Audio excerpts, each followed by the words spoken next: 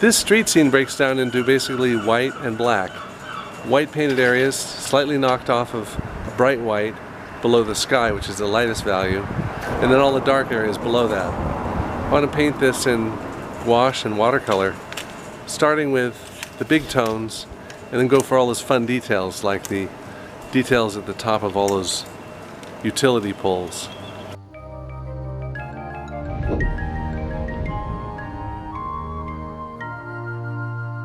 What I like about this motif is the clustering of detail on the top of that utility pole.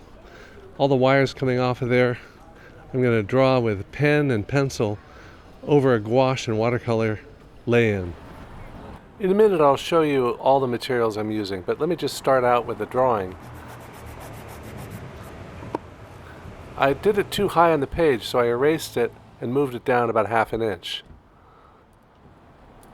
At this stage I'm going to make sure the perspective and the big shapes are accurate, but I also want to think about the overall shape of the drawing on the page. I want to try this oval aperture as if we're looking through a oval-shaped hole. Now I can start with the paint. This is just a watercolor set and a big flat brush. I'm only using transparent paints now, and I want to put here the light value of the side of the house. Notice how the water is slightly dissolving that pencil, which is a water-soluble pencil. Why do that? Why have a pencil lay-in that gets dissolved by the washes? I like that warm glow that it gives to the lines at the edges of forms. A 3/4 inch synthetic flat brush like this is well suited to painting architecture because it wants to make rectangular and squarish shapes. Now let me walk you through all the materials I have with me. This is a camera tripod with a quick release mount. The corresponding mount is on the back of this sketch easel. It's a homemade easel. You can learn more about this on the Facebook page, Sketch Easel Builders. This is a small watercolor set with 10 colors. The link to which those colors are is listed in the description. This is a 2-ounce Nalgene cup with neodymium magnets that fit onto the sketch easel. Here's the camera I'm using to shoot all this. It's a small Canon pocket camera, white gouache, a fountain pen, a Pilot fountain pen, graphite pencil, Caran d'Ache Supercolor colored pencil. It's water soluble, a white eraser, round brushes, large and small, flat brushes, large and small, and this is a Koval watercolor sketchbook. So all those links are in the description. Now I've laid in a light tone over the sky, and that's activated those erased lines and created a chimney above the other chimney. So I can use some white gouache, which I squeezed out into the watercolor set, to paint over those reddish brown lines that those washes activated.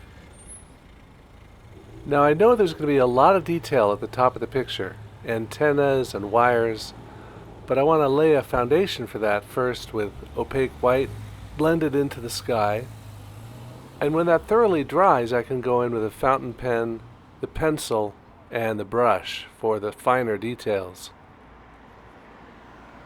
So let's try putting in a few chimney tops. Now for those of you who feel that drawing and painting are worlds apart, and you like doing both, here's a technique where you can combine drawing and painting, using the pencil and the pen for small details and textures that are very hard to get with a brush. This overcast light tends to group all the values, and because we're not dealing with direct sun, we're not dealing with changing light and shadow. In street scenes, one thing I look for is contrast between residential and commercial architecture and between old and new. And this Waterloo sign takes us right into the modern day.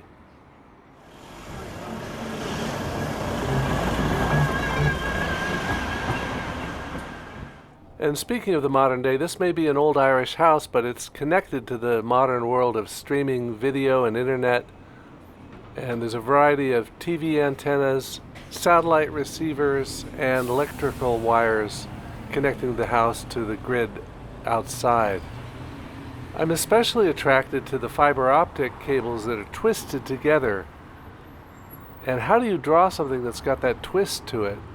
What I thought I'd do is draw lightly in pencil the basic catenary curve of the center line of those twisted cables, and then draw a wiggly line back and forth over that pencil line using my fountain pen, and then come back and draw the alternate twist over that. And then the electrical supply wires that go to the insulators on the side of the house, I can just draw with a light pencil line because they're much finer diameter wires.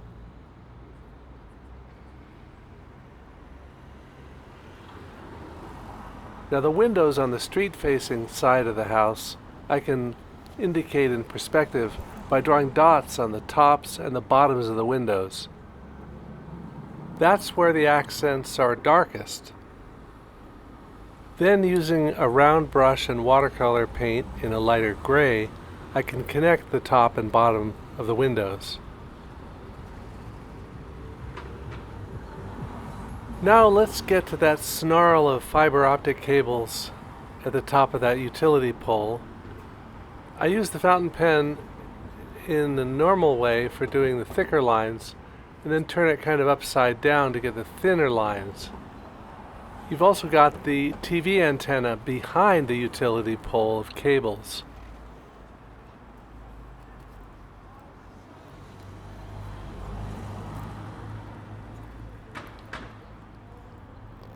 Sometimes it helps to tip your painting upside down so that the arc is right for cutting these curves.